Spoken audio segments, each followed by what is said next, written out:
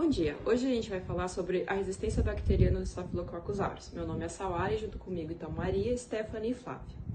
Desde 1928, onde foi descoberto o surgimento da penicilina e lançada à comunidade somente em 1940, a utilização desse antibiótico foi intensa e muito necessária, sendo que eram épocas de guerra. A sua produção foi em larga escala para o tratamento de doenças infecciosas e militares. A partir disso, nas 3 décadas seguintes, a esperança média de vida da população aumentou 8 anos, variação atribuída ao aparecimento dos antibióticos. Porém, ao longo dos anos, o uso dos antibióticos foi desmedido, sendo usados para a indústria agrícola, sendo promotoras do crescimento animal e fortalecimento animal estando fortemente presente na agricultura, auxiliando na criação de micro-organismos resistentes, causando assim um decréscimo da eficiência das drogas, que eram muito utilizadas em outras épocas.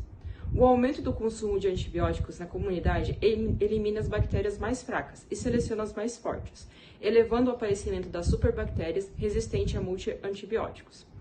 Tal como Charles Darwin previu um século antes do aparecimento dos antibióticos, os organismos adaptam-se para sobreviver e os mais fortes prevalecem. A utilização intensiva exerceu uma pressão seletiva, crescente no meio, acelerando o desenvolvimento pelas bactérias de adaptação e resistências aos princípios antibióticos.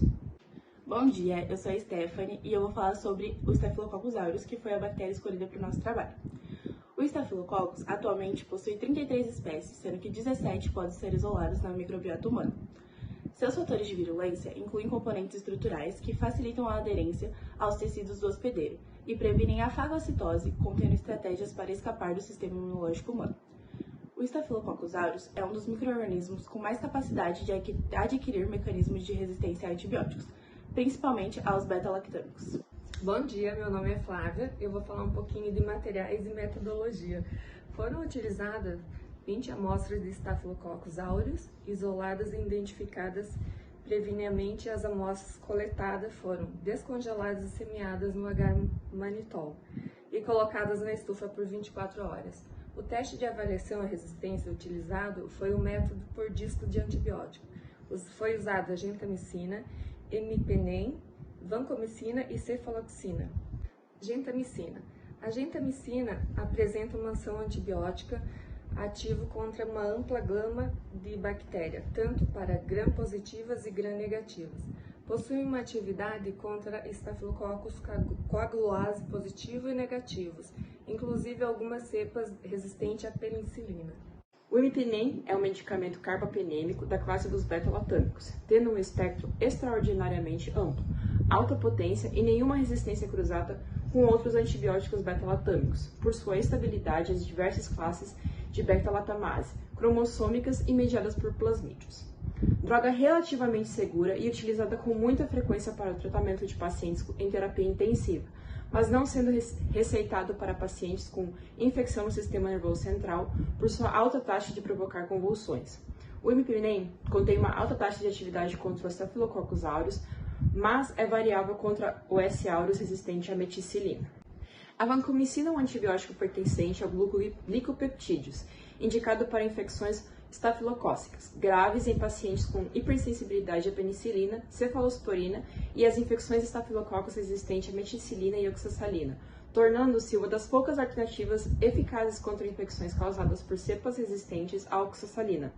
Porém, surge um VRSA, ou a chamada VISA, Staphylococcus aureus intermédia à vancomicina. Limitou consideravelmente as possibilidades de tratamento dessas infecções à tolerância à vancomicina em Staphylococcus aureus.